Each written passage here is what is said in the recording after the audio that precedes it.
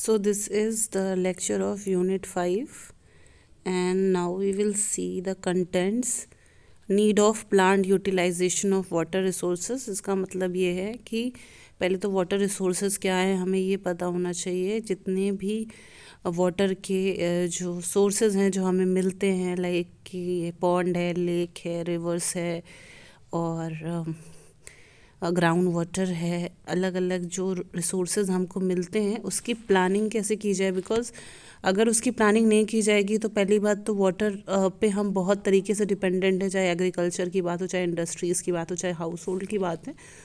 तो हमको एक्सट्रैक्ट भी करना है वाटर और प्रॉपर सप्लाई भी चाहिए और फ्यूचर का भी देखना है, इसलिए इसका यूटिलाइजेशन बहुत ज़्यादा ज़रूरी है।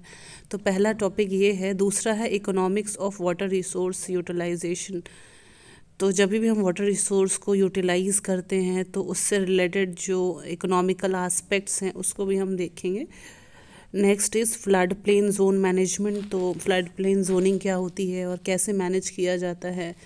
दूसरा कि ये जो डैमेज क्योंकि फ्लड से रिलेटेड होता है उसको कैसे ठीक करते हैं और इम्पैक्ट को कैसे ठीक करते हैं, तो उसका सारा कंटेंट इस पीपीटी में है।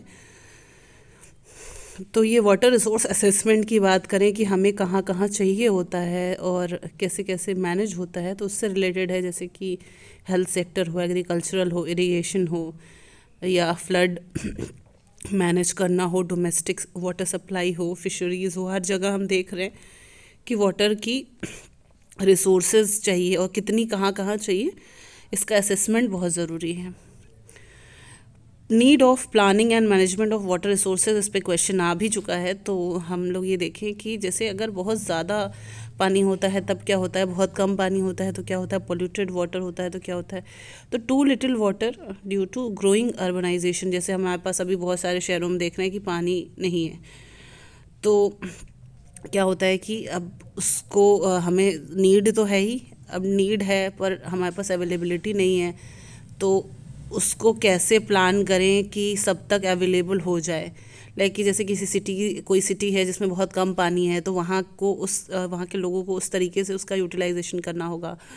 और मतलब प्रॉपर मैनेजमेंट कैसे हो जाए। अगर कम पानी है तो ड्रॉट की कंडीशन आ गई है तो वाटर स्टोरेज के लिए हम क्या क्या फैसिलिटी दे सकते हैं, उससे रिलेटेड है। बहुत ज़्यादा पानी हो गया तो हमको पता है कि बहुत ज़्यादा पानी भी हार्मफुल है, लाइक फ्लड्स आ जाते हैं जब, तो बहुत ज़्यादा पानी हो जाता है। अब इससे तो हमारे स्ट्रक्चर भी ख़राब होने लगते हैं और भी बहुत सारी चीज़ें डैमेज होने लग जाती हैं। तो बहुत ज़्यादा जो वाटर है वो एग्रीकल्चर के लिए और हर तरीके से वो भी हार्मफुल है।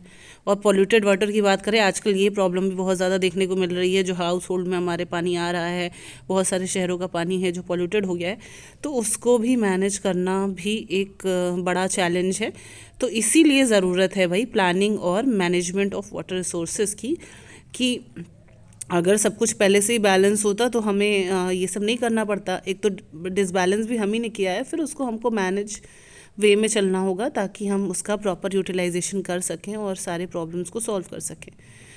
और बाकी अभी हम रिवर्स की कंडीशन देखें या कहीं और भी जगहों की कंडीशन देखें तो कहीं सेडिमेंटेशन की प्रॉब्लम है, नदियों के किनारे इतना पॉल्यूशन है, तो रिवर वाटर में जितने भी एक्वेटिक मतलब प्लांट्स बोले या एनिमल्स बोले वो सब डिस्ट्रॉय हो जा रहे हैं। तो कितने सारे प्रॉब्लम्स हमको देखने को मिलते हैं। और केवल मतलब रिवराइन रिलेटेड भी नहीं, जैसे ह्यूमन रिलेटेड भी वाटर से या पोल्यूशन की बात कर लें या वाटर अवेलेबिलिटी नहीं है उसकी वजह से भी बहुत सारे प्रॉब्लम्स हमको देखने को मिलते हैं, फ्लड रिलेटेड इश्यूज देखने को मिलते हैं।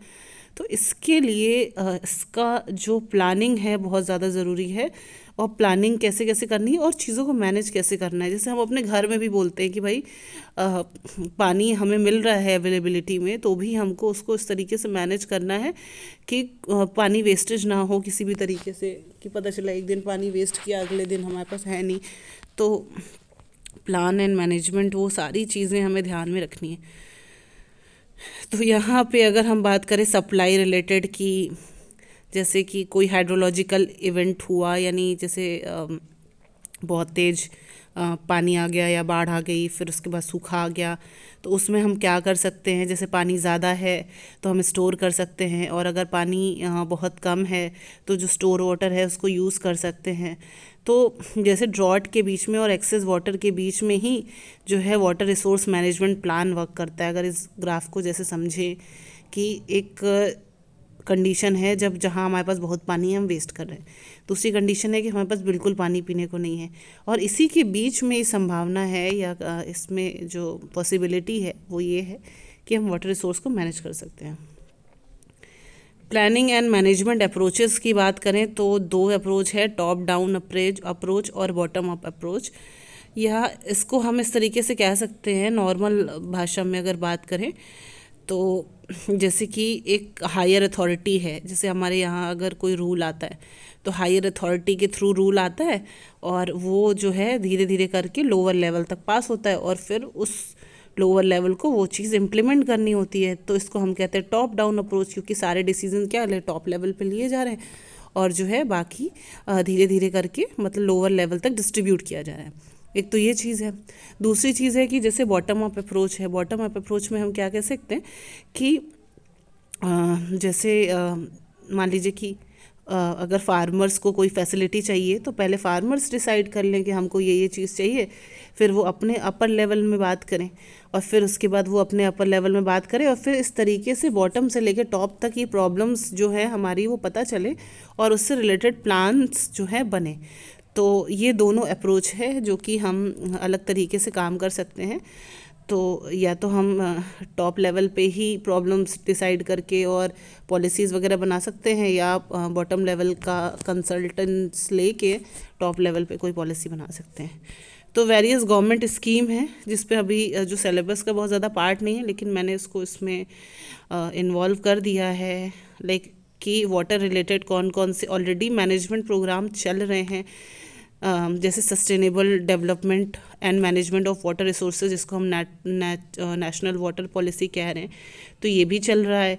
और इसी तरीके से नए नए स्कीम्स आते रहते हैं। नेशनल वाटर मिशन है जिसका जो एम की अगर बात करें, conservation of water, minimizing waste, और उसी तरीके से इंटीग्रेटेड वाटर रिसोर्स मैनेजमेंट, इन सारी चीज़ों को ध्यान में रखना, कौन कौन सी एक्टिविटी है, कब लॉन्च हुआ, ये सब हमने इन्वॉल्व किया है, इसलिए कि बच्चों को पता रहे कि हाँ इससे रिलेटेड काम ऑलरेडी चल रहा है।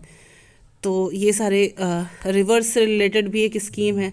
तो यहाँ पे अब अगर रिवर्स की कंडीशन देखें तो आपको भी पता है कि ऐसी स्कीम गवर्नमेंट चला रही है रिवर्स की सफाई से रिलेटेड। तो नेशनल रिवर कंजर्वेशन प्लान है, और उससे रिलेटेड भी काम चल रहा है, जिसका पर्पस क्या है कि रिवर्स को और उसकी क्वालिटी को इम्प्रूव किया जाए। उस पर भी काफ़ी फंड्स जो है गवर्नमेंट लगाती है। प्रधानमंत्री कृषि सिंचाई योजना, अगर इसकी भी बात करें तो ये भी एग्रीकल्चर से रिलेटेड है, ये भी वाटर मैनेजमेंट स्कीम है। तो जिसमें ग्राउंड वाटर को मैनेज किया जा रहा है ताकि बहुत ज़्यादा ओवर अगर यूटिलाइजेशन ना हो पाए, और फिर उस हिसाब से कैसे मैनेज किया जाए चीज़ों को, उसको भी ध्यान रखना है। अटल भूजल योजना जो कि ग्राउंड वाटर मैनेजमेंट से ही रिलेटेड है वाटर स्ट्रेस्ड एरिया में। तो अलग अलग तरीके की स्कीम ऑलरेडी गवर्नमेंट चला रही है, तो हम उससे अवेयर नहीं है, तो एक अवेयरनेस के लिए मैंने इसको इन्वॉल्व कर दिया है।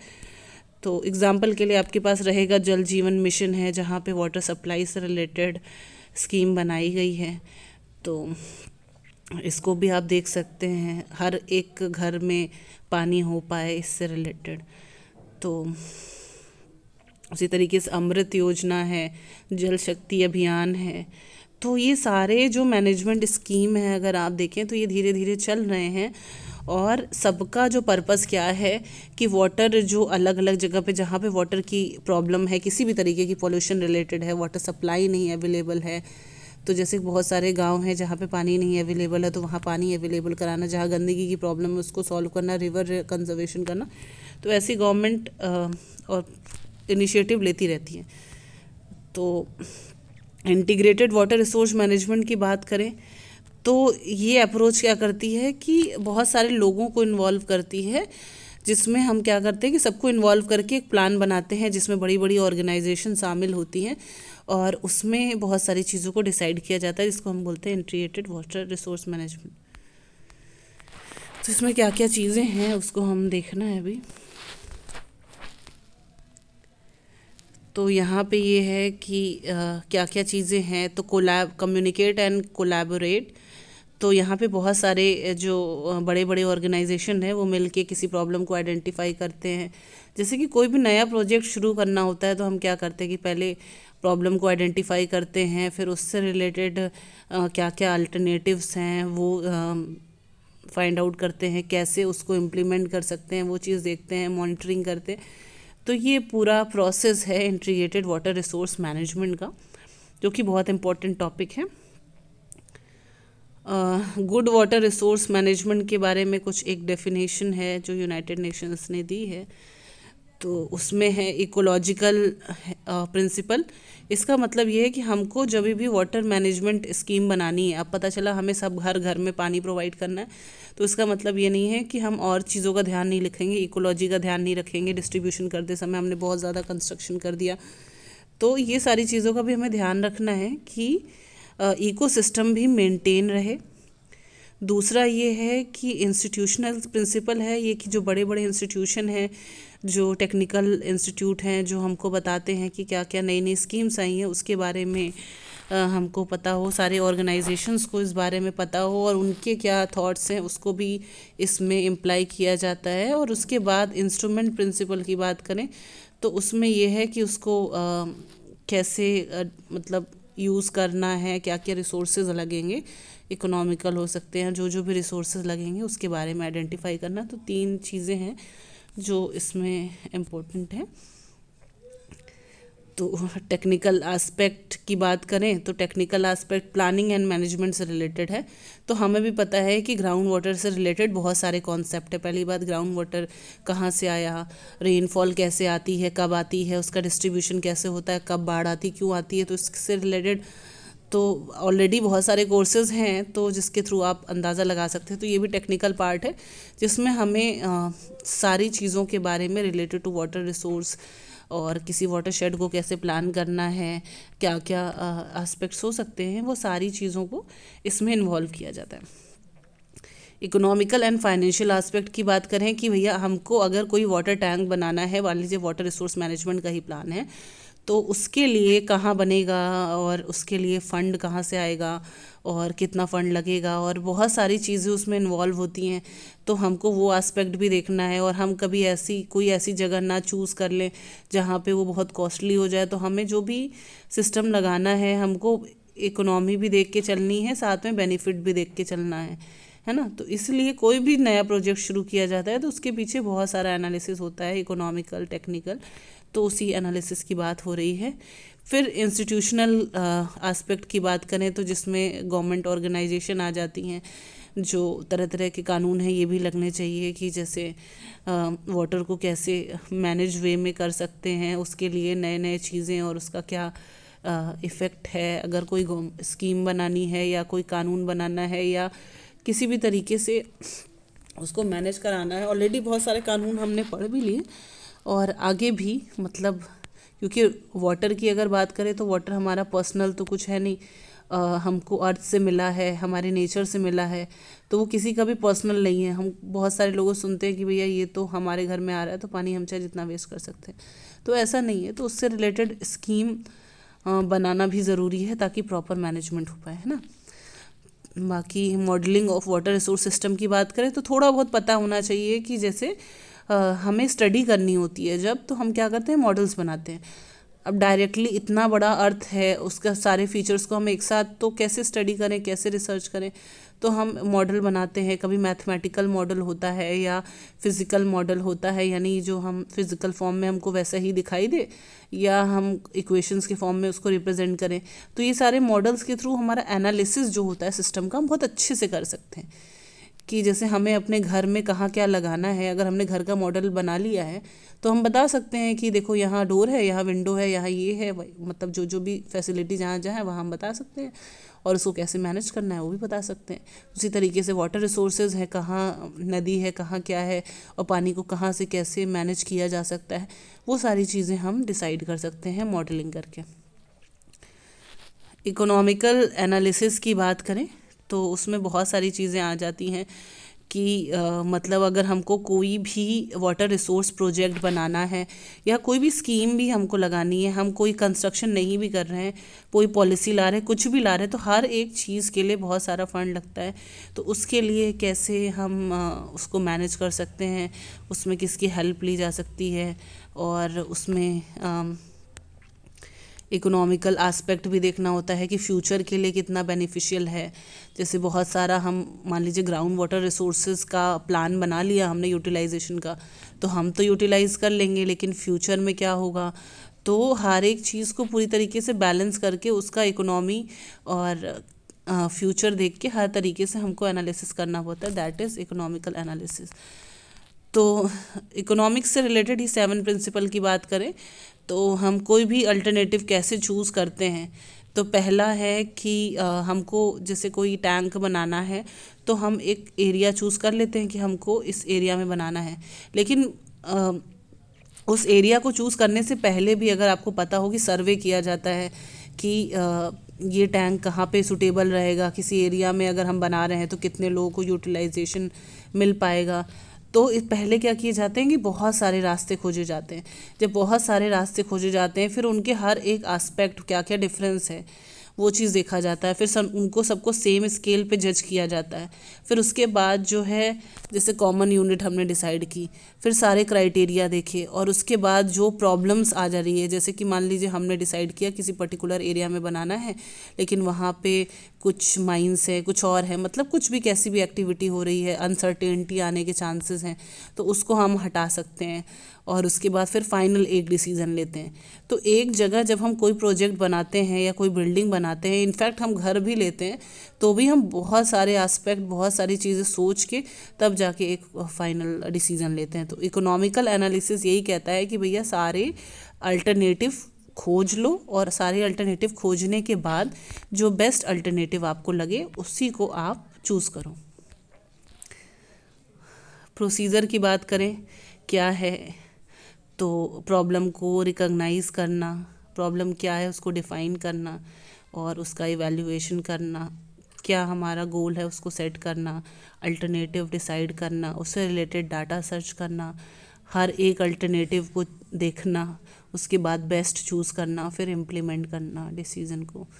तो इकोनॉमिक्स में इतनी सारी पार्ट आ जाते हैं, क्योंकि हम अगर कहीं फ़ंड लगा रहे हैं, करोड़ों रुपए खर्च कर रहे हैं, तो उसका मतलब ये है ना कि हमें हर एक एस्पेक्ट का ध्यान देना होगा वाटर रिसोर्स मैनेजमेंट से रिलेटेड, है ना। अब सबसे इम्पॉर्टेंट टॉपिक आता है flood plain zoning. Flood plain क्या है, पहली बात तो हमको ये पता चले कि जैसे बाढ़ आती है तो हम कहते हैं कि ना नदी के आसपास का इतना एरिया डूब जाता है, तो जितना एरिया मोस्टली इफेक्टिव रहता है उसको हम कहते हैं कि फ्लड प्लेन है। और जैसे कि एक नॉर्मल, अगर डे में गर्मियों की बात करें, एक नॉर्मल डे की बात करें, तो रिवर की थिकनेस एक नॉर्मल थिकनेस होती है जो कि मोस्टली वो उसमें रहती है, लेकिन जब रेनफॉल ऐसा कुछ आता है तो वहाँ पे उसकी थिकनेस बहुत ज़्यादा बढ़ जाती है। तो वो चीज़ हमको जितने एरिया में वो डिस्ट्रीब्यूट होता है उसी को हम उसका फ्लड प्लेन कहते हैं। और फ्लड प्लेन जोनिंग क्या है, वो बहुत इंपॉर्टेंट टॉपिक है जिसमें हमको डिफरेंट एस्पेक्ट देखने हैं, और उससे रिलेटेड अभी ये भी फ्लड प्लेन से रिलेटेड भी बहुत सारी रिसर्च होती है। जितने एरिया में मतलब एक वाटर शेड होता है जिसमें हम कहते हैं ना रेनफॉल आ रही है किसी पर्टिकुलर एरिया में, तो सारा पानी एक जगह इकट्ठा होता है, तो उसको हम वाटर शेड कहते हैं, और उस वाटर शेड के लिए प्रॉपर एनालिसिस किया जाता है, और कितना वाटर वो स्टोर कर सकता है, और उसमें अगर एक्सेस आ जाएगा वाटर तो हम कैसे मैनेज कर सकते हैं, वो सारी चीज़ों को एनालिसिस किया जाता है। तो ये फ्लड मैनेजमेंट इंफ्रास्ट्रक्चर की बात करें तो यहाँ पे हर एक चीज़ को देखा जाता है कि सॉइल कैसी है, आसपास पेड़ पौधे कैसे हैं, और फ्लड प्लेन कैसे हैं। तो हर एक चीज़ का कहते हैं ना कि इफ़ेक्ट पड़ता है। जैसे हमने बहुत सारा कंस्ट्रक्शन कर दिया तो अनइक्वल डिस्ट्रीब्यूशन ऑफ वाटर हमको देखने को मिल जाता है, कहीं फ्लड आ रही है, कहीं सूखा पड़ रहा है। तो प्लांट्स का भी बहुत ज़्यादा रोल है, सॉइल का अपना बहुत ज़्यादा रोल है, तो हर एक चीज़ को एनालिसिस किया जाता है। तो फ्लड प्लेन क्या है, अब जैसे नॉर्मल लेवल यहाँ पे दिखाया जा रहा है पानी का, और फिर जब पानी का लेवल बढ़ेगा तो क्या होगा, एक नॉर्मल लेवल से थोड़ा आगे जाएगा, कभी कभी तो ऐसा होता है कि पानी बहुत ज़्यादा आ गया तो एक्सट्रीम लेवल तक फैल जाएगा। तो जितने लेवल तक मोस्टली वाटर डिस्ट्रीब्यूट रहता है उसको हम फ्लड प्लेन कहते हैं। फ्लड प्लेन जोनिंग की बात करें तो फ्लड प्लेन जोनिंग क्या है। अब नदी के आसपास का एरिया है, आपको भी पता है कि HFL एरिया होता है जहाँ पे बोला जाता है कंस्ट्रक्शन नहीं करना है। फ्लड प्लेन जोनिंग का मतलब ये है कि नदी के आसपास कंस्ट्रक्शन नहीं करना है। बहुत सारे ऐसे आपने सुने होंगे कि रिवर्स के पास पेड़ पौधों का होना, ग्रीनरी होना बहुत ज़्यादा ज़रूरी है, उससे जो है रिवर का इकोसिस्टम बना रहता है और ये जो प्रॉब्लम्स है जो फ्लड रिलेटेड या ड्रॉट रिलेटेड जो सूखा पड़ता है, ये सारी प्रॉब्लम सॉल्व हो जाती है। लेकिन अभी क्या हो गया कि क्योंकि पॉपुलेशन बढ़ रही है तो कंस्ट्रक्शंस हो रहे हैं, तो कई बार क्या होता है कि फ्लड प्लेन में कंस्ट्रक्शन होने लगते हैं। तो एक फ्लड प्लेन जोनिंग कर दी गई है कि भाई आपको एक डिसाइड कर दिया गया कि इतने एरिया में, नदी के आसपास के इतने एरिया में आप क्या करेंगे कि आप कोई कंस्ट्रक्शन नहीं करेंगे। इसके बाद आप छोटे मोटे कंस्ट्रक्शन कर सकते हैं, जैसे जैसे उस एरिया के दूर जा रहे हैं आप क्रिटिकल कंस्ट्रक्शन कर सकते हैं। तो ये सारी चीज़ें जो है फ्लड प्लेन जोनिंग बताता है। तो इसको हम देखेंगे क्या क्या चीज़ें हैं। जैसे ये वाला डायग्राम अगर आप देखें तो नॉर्मल आपको ब्लू कलर से दिखाई दे रहा है नॉर्मल चैनल। फिर आपको दिखाई दे रहा है कि जो उसके आसपास का चैनल है जहाँ पे फ्रीक्वेंट फ्लड लिखा हुआ है, डार्क ब्लू से है फ्रीक्वेंट फ्लड। तो फ्रीक्वेंट फ्लड उसको जोन 3 कह रहे हैं, यानी जहाँ पे सबसे ज़्यादा बारिश आती है। अब आपको भी पता है कि पानी अगर बरसता है तो नदी के आसपास का कुछ पर्टिकुलर एरिया है जो हर साल डूबता है ना। और उसके बाद कभी कभी एक सीवियर कंडीशन होती है जिसमें वो बहुत ज़्यादा एरिया डिस्ट्रीब्यूट हो जाता है, बहुत ऊपर तक पानी आ जाता है। तो हर एक कंडीशन को डिसाइड किया गया है। फ्रीक्वेंट फ्लड का वो कंडीशन है जहाँ अक्सर बारिश आएगी तो डूब जाएगा। तो ऐसे एरिया में बोला जाता है कि हम पार्क्स बना सकते हैं, पेड़ पौधे लगा सकते हैं, प्लेग्राउंड्स बना सकते हैं, है ना, कंस्ट्रक्शन करना है अगर तो। उसके बाद जो ऑरेंज एरिया है जिसको हम जोन 2 कह रहे हैं, 3 2 1 उल्टा स्टार्ट होता है, ये चीज़ हमें ध्यान रखना है। तो इसको जब हम बोल रहे हैं तो यहाँ पे हम ये चीज़ देखते हैं कि जो फ्लड है वो 25 साल में एक बार आती है ना। तो जब फ्लड 25 साल में एक बार आती है तो हम ऐसे एरियाज़ में क्या कर सकते हैं, छोटी मोटी एक्टिविटीज़, घर बना सकते हैं, क्योंकि 25 साल में एक बार का रिस्क हम ले सकते हैं, बहुत ज़्यादा डैमेज नहीं होगा। और जब हमको ऐसा कोई क्रिटिकल स्ट्रक्चर, तो ऑरेंज वाला जोन 25 साल में एक बार यहाँ फ्लड आ रही है तो यहाँ पे हम नॉर्मल रेजिडेंशियल वर्क कर सकते हैं। और उसके बाद अगर जहाँ 100 साल में एक बार बारिश आ रही, मतलब फ्लड आ रही है, उसमें हम क्या कर सकते हैं कि क्रिटिकल स्ट्रक्चर बना सकते हैं। क्योंकि हमको लाइक हॉस्पिटल है या कोई ऐसा फैक्ट्री है या कोई ऐसा सिस्टम है जिसकी इम्पोर्टेंस बहुत ज़्यादा है, तो उसको हमें बिल्कुल भी डैमेज नहीं होने देना है। तो इस वजह से हम ऐसे एरियाज़ में इनको अलाउ करते हैं जहाँ पे फ्लड आने के चांसेस बिल्कुल कम हों। क्योंकि अगर किसी भी तरीके का डैमेज होता है तो लोग क्या कहाँ जाते हैं, हॉस्पिटल जाते हैं, या किसी तरीके की भी जो इम्पोर्टेंट स्ट्रक्चर्स हैं जो हाईली डैमेजेबल हैं उनको हम 100 ईयर की फ्रीक्वेंसी में बनाते हैं। फ्रीक्वेंसी का मतलब ये है कि 100 साल में एक बार अगर हम कहें तो वहाँ पे बारिश आएगी, ठीक है। तो जो डार्क ब्लू वाला जोन है वहाँ पे अक्सर बारिश, मतलब बारिश नहीं, फ्लड आएगी। और 25 साल में एक बार फ्लड आएगी ऑरेंज वाले जोन में, और ग्रीन वाले जोन में 100 साल में एक बार फ्लड आएगी। इंडिया में अगर बात करें तो रिस्क क्या है, तो हम इंडिया में भी अक्सर न्यूज़ में देखते ही रहते हैं कि फ़्लड आ रही है। तो यहाँ कुछ डेटा लिखे हुए हैं जिसको आप देख सकते हैं कि फ़्लड कितनी बार आ रही है। फ्लड प्लेन जोनिंग का क्या है, तो उसके बारे में है कि एक तरीके का क्लॉज है जो हमको बताता है कि हम फ्लड प्लेन में क्या क्या चीज़ें कर सकते हैं, क्या क्या चीज़ें मना है उसके बारे में, है ना। तो अब इसी तरीके से ये भी है, एक स्ट्रक्चर बना हुआ है। तो यहाँ पे एग्रीकल्चर और रिक्रिएशनल, मतलब पेड़ पौधे से रिलेटेड ही है नदी के आसपास, जिसको अलाउ किया गया है। और उसके बाद जैसे जैसे रिवर से हम दूर जा रहे हैं तो वैसे वैसे स्ट्रक्चर्स हम बना सकते हैं। तो उसके बारे में है कि हम किस किस टाइप के स्ट्रक्चर कितनी दूरी पे बना सकते हैं, और उसमें फ्रीक्वेंसी भी है अलग अलग तरह की। तो उसको आप देख सकते हैं अलग अलग जगह पे उस अपने वो चीज़ें। चैलेंजेस की अगर बात करें तो क्योंकि अब पॉपुलेशन बढ़ रही है तो हम देखते हैं कि बहुत सारे कंस्ट्रक्शन ऐसे एरियाज़ में हो जाते हैं जिसकी वजह से हमको प्रॉब्लम्स भी देखने को मिलती हैं। तो उससे रिलेटेड कानून उस तरीके से चल नहीं पाता है, और कई बार ऐसा होता है कि कानून होता भी है फिर भी वहाँ पे कंस्ट्रक्शन देखने को मिल जाते हैं। अब जब जैसे इशू है, अगर लोगों का जीने के ही इशू आ जाएगा तो फिर इंसान वहाँ पे चैलेंजेस आ जाते हैं कि कैसे इसको इम्प्लीमेंट किया जाए। और फ्लड प्लेन जोनिंग का है तो उसी का क्राइटेरिया है कि 10 साल से कम की फ्रीक्वेंसी है तो वहाँ पे हम गार्डन, पार्क्स या एग्रीकल्चरल कोई एक्टिविटी कर सकते हैं। 25 साल का है तो हम क्या कर सकते हैं कि वहाँ पे कुछ छोटी बिल्डिंग्स बना सकते हैं, और जैसे जैसे बढ़ता जाता है वैसे वैसे हम स्ट्रक्चर कर सकते हैं। तो सबसे पास वाला है जिसको हम प्रायोरिटी 3 कह रहे हैं, उससे दूर वाले को प्रायोरिटी 2 कह रहे हैं, और तीसरे को हम प्रायोरिटी 1 कह रहे हैं। और उसमें क्या क्या अलाउड है इसका पूरा डायग्राम यहाँ पे है। यहाँ पे डायग्राम मैंने बहुत सारे बनाए हुए हैं क्योंकि अगर एक भी डायग्राम अगर आपको याद हो गया तो एग्ज़ाम के लिए उतना अच्छा क्लियर हो जाता है। कई बार ऐसा होता है कि कंटेंट से आपको क्लियर नहीं होता बट डायग्राम से क्लियर हो जाता है। तो इसको अगर आप ध्यान देंगे तो उसमें सारी चीज़ें लिखी हुई है, फ्लड प्लेन क्या है, फ्लड फ्रिंज क्या है, और कहाँ पे क्या क्या अलाउड है। टाइप्स ऑफ फ्लडिंग इतना इम्पोर्टेंट नहीं है, कैसे कैसे फ्लड आती है। रिवराइन फ्लडिंग जिसमें रिवर में एक्स्ट्रा वाटर आने की वजह से आ जाती है। बैंक अगर छोटा है तो ओवर बैंक फ्लडिंग आ जाती है। फ्लैश फ्लडिंग किसी शॉर्ट इंटरवल टाइम के लिए सडन रेनफॉल की वजह से या डैम की वजह से ये सारी फ्लैश फ्लडिंग अचानक से बाढ़ आ जाती है, जिसको हम कहते हैं मोस्टली डैम या कुछ ऐसे जाम वगैरह लगने से आ जाती है ये। कोस्टल फ्लडिंग जिसको हम समुद्री इलाके के आसपास देखते हैं।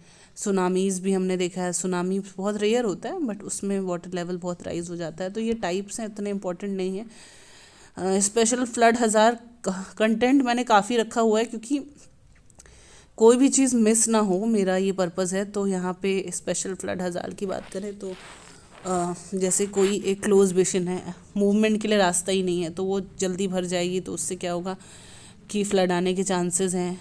अगर पाथ क्लियर नहीं है, पाथ चेंज हो रहा है तो वहाँ भी फ्लड आने के चांसेस है, जैसे मेंडरिंग हो जाती है डैम ब्रेक होने की वजह से। कोई आइस का स्ट्रक्चर किसी बैरियर की तरीके से काम कर रहा है, वहाँ भी फ्लड आ जाती है। लैंडस्लाइड जिसको हम मड फ्लो कह रहे हैं उसकी वजह से भी आ जाती है, और प्रॉपर मैनेजमेंट नहीं है तो भी आ जाती है। तो इसी के टाइप से क्लोज बेसिन लेक, जिस पे हम बहुत ज़्यादा डिस्कस नहीं करेंगे क्योंकि ऑलरेडी मैंने डिस्कस कर दिया है। जैसे अनसर्टेन फ्लो पाथ है तो उसमें क्या होता है कि रास्ता कैसे चेंज होगा।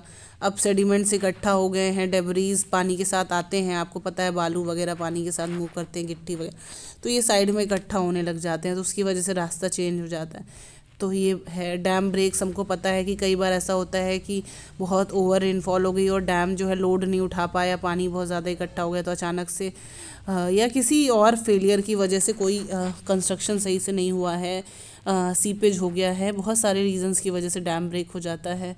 और उसी तरीके से आइस का कोई ब्लॉक है, वो कहीं जम गया है जिसकी वजह से प्रॉब्लम हो जाती है। मड फ्लो है, उसी तरीके से सारी चीज़ें यहाँ पे लिखी हुई हैं।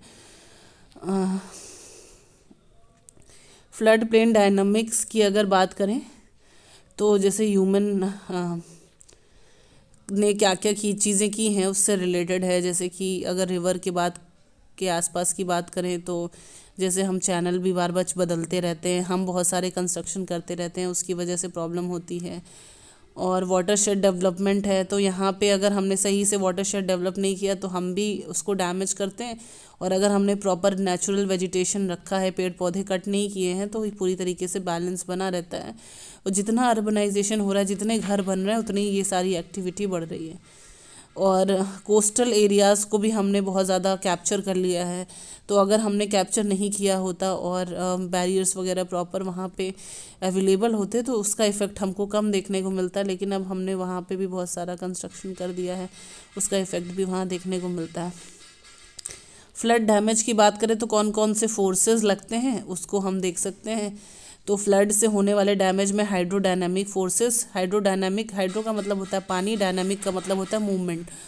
तो वाटर मूवमेंट की अगर बात करें तो वाटर मूवमेंट की वजह से जो डैमेज होता है, जैसे आप कहते हैं ना कि बहुत तेज़ी से पानी आता है तो स्ट्रक्चर को पूरी तरीके से डैमेज कर देता है, वाटर स्ट्राइक करता है, वाटर ड्रैग करता है, वाटर में वेव्स होती हैं। तो ये जो मूवमेंट ऑफ वाटर की वजह से जो स्ट्रक्चर को डैमेज होता है उसी को हम बोल रहे हैं हाइड्रोडायनामिक फोर्सेस, जिसकी वजह से आपको पता है कि जितना ज़्यादा फोर्स से पानी आएगा उतना स्ट्रक्चर को डैमेज करेगा। आपने देख रखे होंगे ऐसी चीज़ें। डबरीज इम्पैक्ट की बात करें तो पानी अपने साथ बहुत सारी गंदगी और जैसे लकड़ी और पत्थर और बहुत सारी चीज़ें अपने साथ लेके आता है।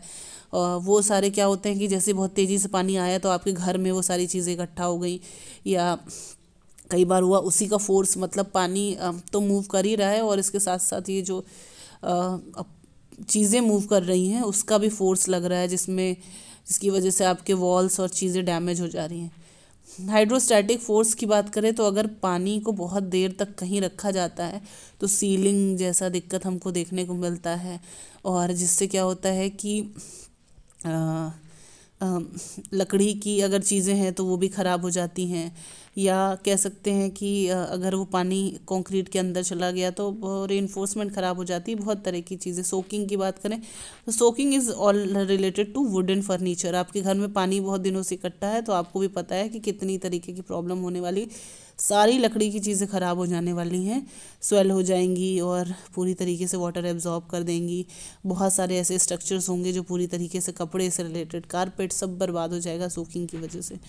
सेडिमेंट्स एंड कंटामिनेंट्स, पानी अपने साथ जो है गंदगी लेके आएगा, और ये पीने वाले पानी में मिल गया या कहीं भी आपके घर में भी आ गया तो उससे क्या होगा कि तरह तरह की बीमारियां आपको देखने को मिलेंगी। और दूसरा कि जैसे ही पानी चला जाएगा तो मिट्टी और गंदगी आपको देखने को मिलेगी।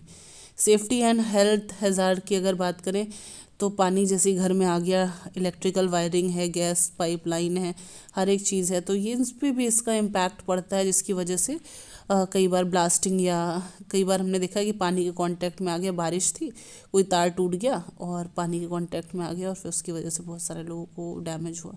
तो ये सारी चीज़ें भी जो है इम्पैक्ट है जिसको हम देख सकते हैं। हाँ, मैनेजमेंट स्ट्रेटजीज़ क्या करें, हम कैसे मैनेज करें फ्लड को। तो पहला है कि ऐसा होने के लिए जो हम क्या कर सकते हैं अपनी तरफ से कि मॉडिफाई कर सकते हैं चीज़ों को, लाइक जैसे जोनिंग कर दिया हमने, कोई पॉलिसी लगा दी, और उसके बाद हमने पहले से ही फोरकास्ट कर दिया, लोगों को तैयार कर दिया कि बाढ़ आने वाली है, और नेचुरल रिसोर्सेज को रिज़र्व करना यानी पेड़ पौधों को रिज़र्व करना। तो ये तो है हमारा modify human susceptibility to flood damage, reduce disruption. जो प्रॉब्लम हम क्रिएट करते हैं उसको हमें कम से कम करना है, और उसके लिए हम क्या कर सकते हैं।